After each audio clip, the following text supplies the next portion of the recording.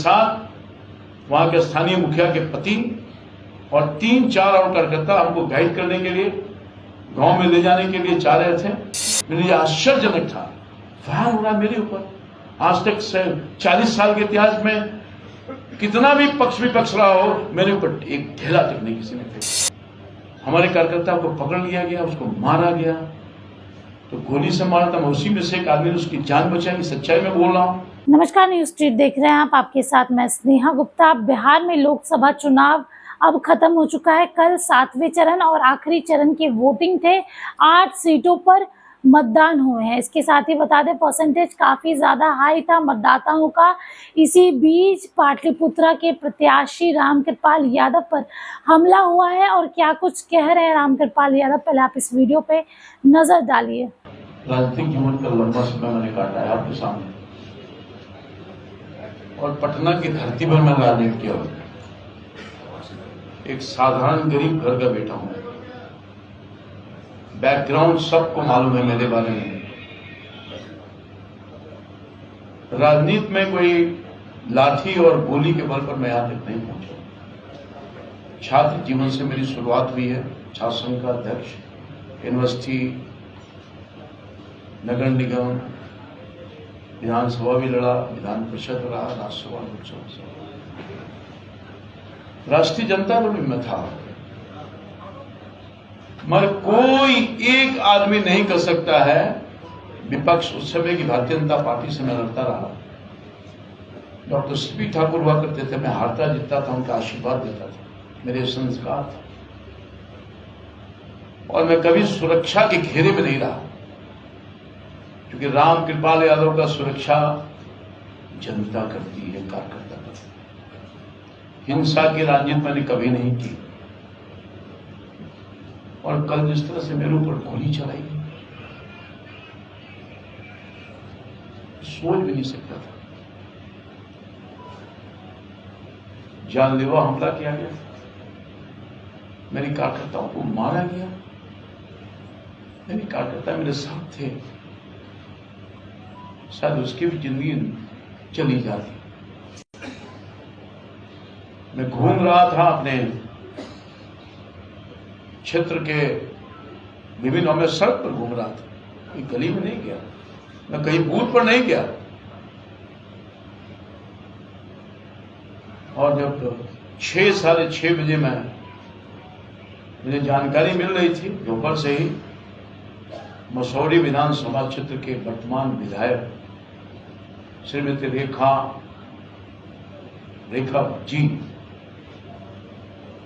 तिनेरी मसौरी का एक बहुत तिनेरी बड़ा आबादी वाला गांव है, वहां पर गैर कानूनी तरीके से घुस करके बूथ को बाधित करना, बूथ को प्रभावित करना, कहीं से इजाजत कानून नहीं देता है। कोई भी एमएलए, कोई भी आदमी अपने मतदान केंद्र पर जा सकता है, और अपने गुंडों के साथ जाकर के बूथ में प्रभावित करना, हंगामा खड़ा करना, इसकी जानकारी मुझको मिली थी। और मैं 6:30 बजे मतदान केंद्र पर मतदान बंद हो गया, मैं वहां स्वयं गया था इस सब चीजों की जानकारी लेने के लिए। और वहां से जानकारी लेके जैसे ही मैं जो पटना डोभी नया 4 लेन जो अभी तो बन ही रहा है, इस पर मैं चढ़ा। किनेरी गांव से निकलते के साथ मैं था, मेरे पास 2 सुरक्षाकर्मी थे और 2 कार्यकर्ता थे। इससे ज्यादा मेरी एक गाड़ी थी। मैं एक गाड़ी से ही चलता हूं, आप सब लोग जानते होंगे, रात भर में चलता हूं, कोई अतिरिक्त सुरक्षा नहीं लिया। मैं थाना को भी नहीं बोलता हूं। ये मेरे, चूंकि हमने किसी को आज तक अपने जीवन का हित किया ही नहीं, मच्छर भी हमसे नहीं बड़ा होगा, और सपना में भी किसी का हित नहीं किया। मैं राजनीति किया तो बिल्कुल फेयर होकर राजनीति किया। आप सब लोग उसके गवाह हैं। सबकी मदद की, हमारा पक्ष वाला, विपक्ष वाला, सबकी मैंने मदद की है, ये खुलेआम आप सब लोग जानते हैं। तो मैं जब वहां गया, जैसे ही निकला तिनेरी गांव से जमालपुर गांव की तरफ जाने के लिए, कार्यकर्ता से मिलने के लिए, चूंकि वहां भी कार्यकर्ता उत्साहित थे उस इलाके में, चूंकि समय कम था, लंबा इलाका था, मैं नहीं जा सका था, तो उससे मिलने के लिए गया। उत्साहित थे, लोगों ने मत किया था। जैसे ही मैं रोड पर निकला, 20 से 25 के झुंड में, मुझे पता नहीं था क्या होने वाला है। मैं निकला, 3 फायर, ठाए ठाए, गोली की आवाज में तो हस्तक रह गया। अरे ये क्या हो रहा है? मेरे साथ वहां के स्थानीय मुखिया के पति और 3-4 और कार्यकर्ता हमको गाइड करने के लिए, गांव में ले जाने के लिए चाह रहे थे। जब मेरे ऊपर फायर हुआ तो उन्होंने प्रोटेस्ट किया, क्योंकि मैं नहीं जानता था, लोकल मैं नहीं था वहां, सब लोगों को जानकारी नहीं थी, सबको जानकार मैं नहीं था वहां के लिए। मेरे लिए आश्चर्यजनक था, फायर हो रहा मेरे ऊपर। आज तक 40 साल के इतिहास में कितना भी पक्ष विपक्ष रहा हो, मेरे ऊपर एक ढेला तक नहीं किसी ने फेंका, एक ढेला तक नहीं फेंका। हमारे कार्यकर्ता को पकड़ लिया गया, उसको मारा गया, तो गोली से मारा था। मैं उसी में से एक आदमी ने उसकी जान बचाई, सच्चाई में बोल रहा हूं।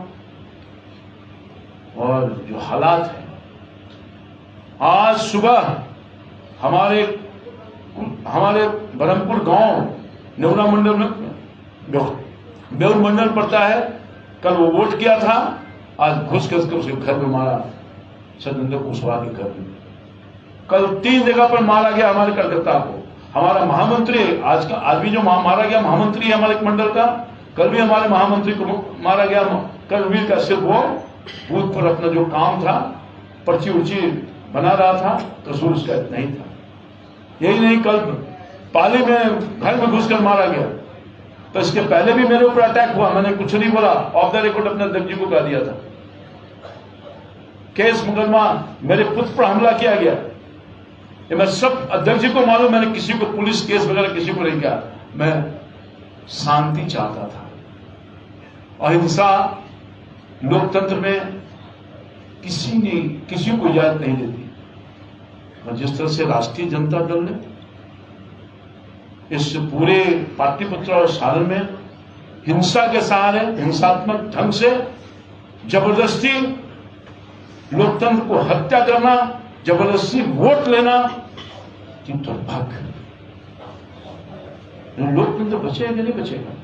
ये क्या हो रहा है? और लगातार अटैक हो रहा है। मैंने अध्यक्ष जी को कहा है, बचाइए हमारे कार्यकर्ताओं को।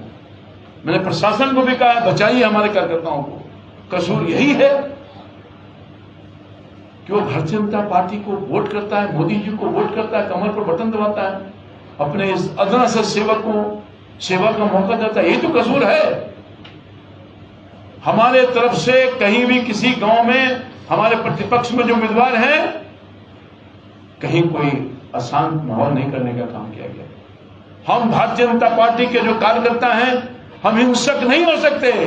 हिंसा हमारे नियत में नहीं है। हम शांति के पुजारी हैं। हमारा भारतीय जनता पार्टी का कैरेक्टर ये नहीं है। मार पीट, गोली बारूद, ये हमारे संस्कार में नहीं है।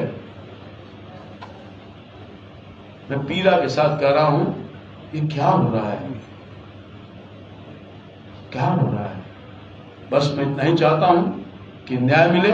इसके साथ मौके पर पटना पुलिस की टीम मौजूद थी।